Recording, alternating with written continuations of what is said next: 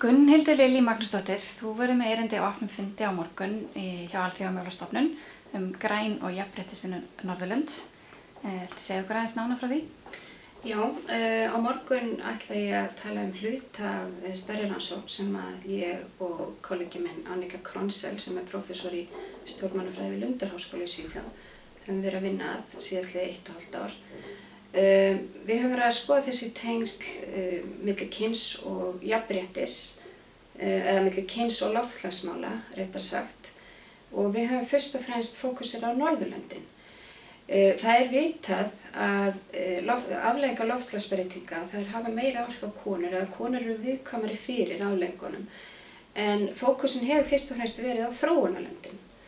Við höfum áhuga á að skoða Norðurlöndin þar sem þau hafa þessi ímynd, þau eru bæði álitin græn og alþjóðavettvangi og framarlega í jafnréttismálum.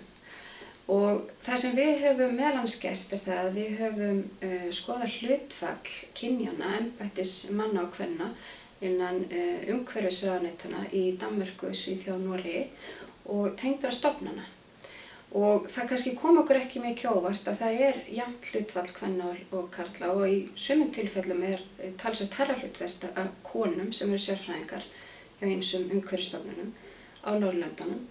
Og okkur lék því forvitna að vita hvort að við sæjum einhvers staðar þessi áhrif á sýnilegan hátt.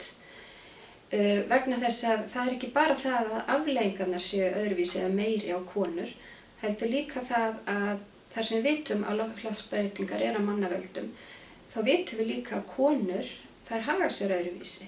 Það nota almenningssamgöngur til dæmis meira. Þar af leiðandi því haldið fram að þeir mengi aðeins minna, örlítið. Og almennt séð í heiminum þá eru konur tilbúnari að breyta lífsstíl sínum til þess að reyna að stemma stigu við loftslagsbreytingum.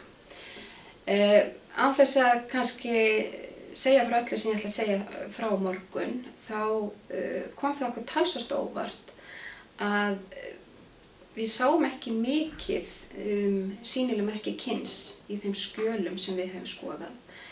Og þar af leiðandi þá ákváðum við að við þyrftum að taka talsvert mikið af viðtölum við það fólk sem vinnur á loftslagsmálum á Norðurlöndunum. Þar voru flestir sammála að Norðurlöndin væri bæði græn og jafnréttissinnuð, en fólk á talsvert erfitt með að sjá að það sé einhver tengsl á milli kyns og loftslagsstefnumótunar á Norðurlöndunum. Það virðist vera svo að norrænir embættismenn og konur séu ennþá mjög fókusera á það að kyn skipti bara máli í þróunarlöndunum.